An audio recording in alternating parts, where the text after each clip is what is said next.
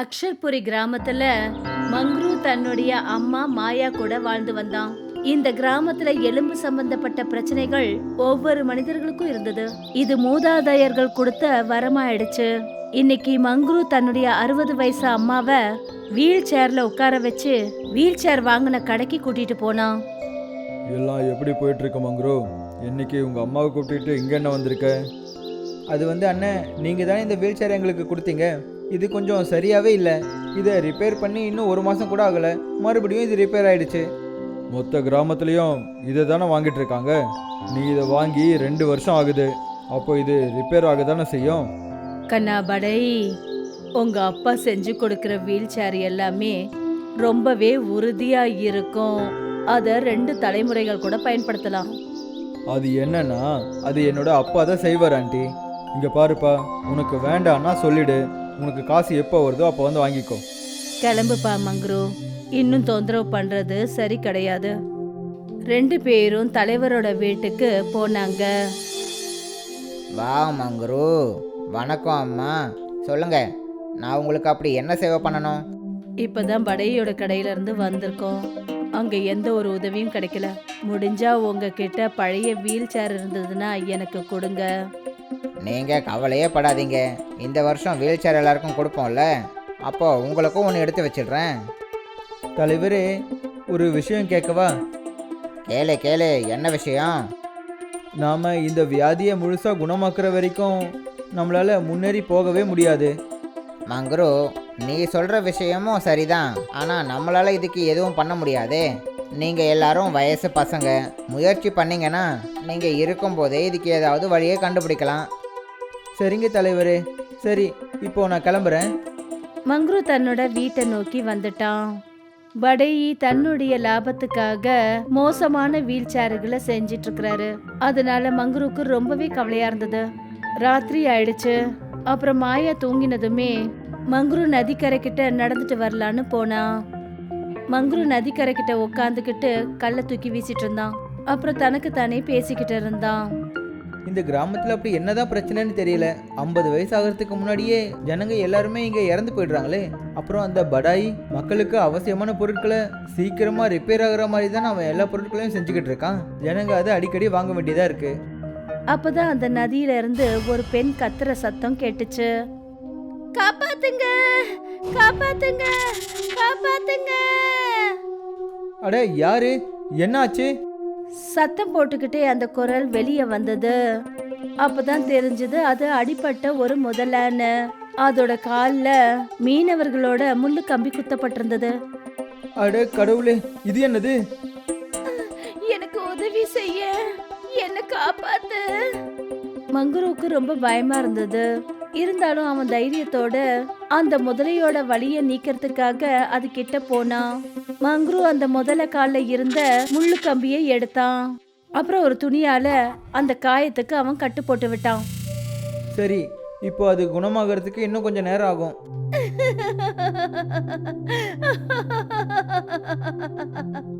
அப்பதான் அந்த முதல்ல ஒரு அழகான கடல் கன்னி ரூபத்துல அவனுக்கு முன்னாடி தோன்றினான்.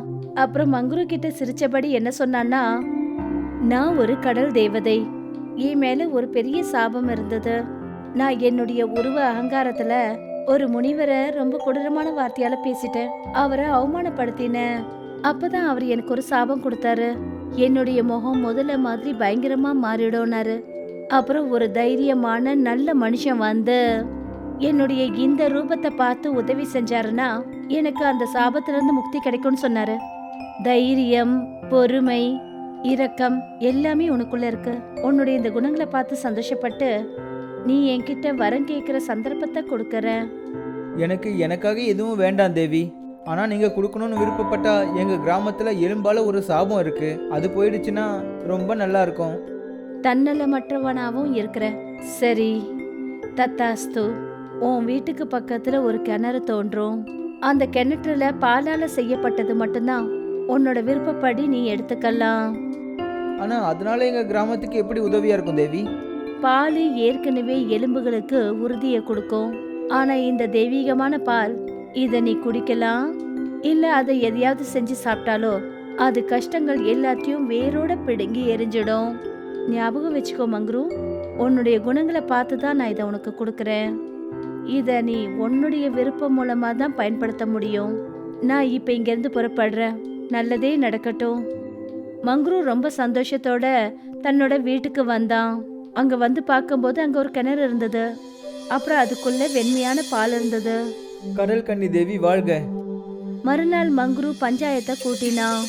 அப்புறம் அங்க எல்லாரும் மங்ருவோட வீட்டு வாசல்ல நின்றுட்டு இருந்தாங்க. அங்க கிராமத்து ஜனங்களோட தலைவர் ஐயா படையி அப்புறம் சோம்நாத் மேஸ்திரியும் இருந்தாரு. உங்க எல்லாருக்கும் வணக்கம். நான் ஒரு முக்கியமான விஷயத்துக்காக தான் உங்களை இங்கே வர சொல்லியிருக்கேன். கேட்கறதுக்கே ரொம்ப முக்கியமான விஷயம்னு தோணுது. ஆனால் அந்த விஷயம் என்ன? நீ இவ்வளோ ஆர்வமாக சொல்கிற மாதிரி ஒரு நல்ல விஷயமா இருந்தா அது ரொம்ப நல்லா இருக்கும். என்னோட முக்கியமான டைமை இங்கே வேஸ்ட் பண்ணிகிட்டு இருக்கேன். ஆமாண்ணா, முக்கியமான விஷயந்தான். இங்கே ஒரு கிணறு தெரியுதுல்ல, ஒரு கடல் கண்ணி நம்ம கிராமத்தோட பிரச்சனைகளை புரிஞ்சுக்கிட்டு இந்த பால் கிணறை கொடுத்துருக்காங்க. என்னோட ஆசைப்படி யாரெல்லாம் இந்த கிணறுலேருந்து பால் பொருட்கள் எடுக்கிறாங்களோ அவங்களோட பிரச்சனைகளோடு சேர்த்து மொத்த கிராமத்தோட பிரச்சனைகளும் சரியாயிடுமா. அப்புறம் இந்த பரம்பரை நோய் எல்லாம் அழிஞ்சு போயிடுமா. விளையாடுறியா என்ன? இதுதான் முக்கியமான விஷயமா? இதுக்கு தான் எங்களை கூப்பிட்டியா? எனக்கு நல்லாவே தெரியும், வரோம் சாபம்ன்ற விஷயத்த நம்புறது கஷ்டம்தான். நீங்களே போயிட்டு அந்த கிணறுல இருக்கிற பாலை எடுத்து சாப்பிட்டு பாருங்களேன். மங்ரு சொன்னதை கேட்டு கிராமத்து ஜனங்க எல்லாரும் அந்த கிணத்தை எட்டி பார்த்தாங்க. அவன் சொன்ன மாதிரி அந்த கிணத்துல பால் இருந்தது. எல்லாரும் ரொம்ப பிரமிச்சு போனாங்க. அப்புறம் மங்ரு அதுல பக்கெட் மூலமா பாலை எடுத்து எல்லாருக்கும் கொடுத்தான். என்னோட வயசும் இப்போ அந்த ரேகாவை விட அதிகமாக இருந்துச்சு. என்னோட எலும்புகள்லாம் வலிக்க ஆரம்பிச்சுது. ஆனால் இந்த பாலை குடித்ததும் எனக்கு என்னவோ நல்லதாப்பா இருக்கு. ஆமாம் தலைவரே, நீங்கள் ரொம்ப சரியாக சொல்கிறீங்க. ஒருவேளை நம்ம மங்குரு சொல்கிறத கேட்டால் நம்மளோட இந்த பரம்பரை வியாதியிலேருந்து நம்ம தப்பிச்சிடலாம். சோம்நாத், அதனால தானே நான் உங்களை இங்கே கூப்பிட்டுருக்கேன். அப்புறம் நான் என்ன விரும்புகிறேன்னா, நம்ம எல்லாரும் சேர்ந்து எல்லா வீட்லேயும் இந்த பாலால் பன்னீரை உருவாக்கலாம்.